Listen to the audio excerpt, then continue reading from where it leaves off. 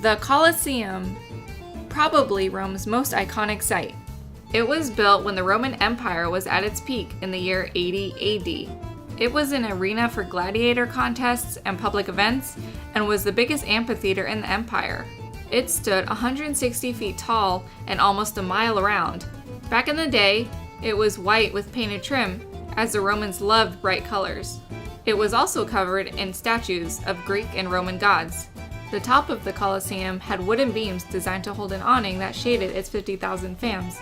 A huge bronze statue of Emperor Nero stood 100 feet tall just outside the Colosseum, greeting all the fans.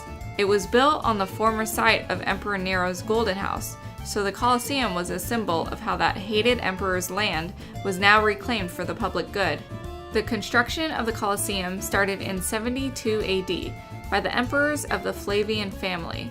It took less than 10 years to complete, which is very impressive for such a large structure.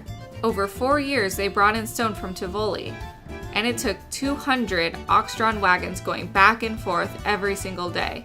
In total, it is made from 3.5 million cubic feet of travertine. Fans would enter the Colosseum through 80 ground-level entrances. All 50,000 fans could enter or exit in just 15 minutes. The ticket to get in was a broken piece of pottery telling you the entrance, section, row, and seat number. Inside were fast food stands and souvenir shops which sold wine glasses with the names of famous gladiators. Today, the original arena floor is missing. Instead, we see the underground passages that were beneath the floor. There were 80 elevators fitted with ropes and pulleys that were used to have animals and warriors appear anywhere throughout the arena, keeping fans on their toes.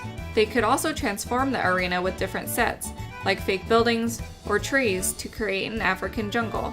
The bronze cross marks where the emperor's box would have been. It sits at the halfway mark in the arena and would have been the best seat in the house.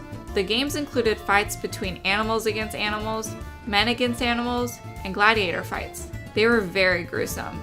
If a gladiator was defeated, his opponent would ask the emperor sitting in his box, should he live or should he die? Sometimes, the emperor left the decision to the crowd. When the Colosseum was inaugurated in 80 AD, they held a 100-day festival in which 2,000 men and 9,000 animals were killed. That's about one death every 5 minutes. Employees sprayed perfumes around the stadium to mask the smell. The seating at the Colosseum was segregated. On the first level were the emperors, senators, Vestal virgins, and VIPs. They sat on marble seats with their names carved on them. The next level up were for those of noble birth, followed by ordinary Roman citizens. At the top were wooden benches for the poor, foreigners, slaves, and women. For the next 1,000 years, the Colosseum was used for various reasons, such as apartments, shops, a church, and a cemetery. Over time, it was eroded by wind, rain, and a series of earthquakes. It was also looted by the Roman citizens themselves, who used it as a quarry throughout the Middle Ages and Renaissance. They took the stones and reused them for palaces and churches, including St. Peter's.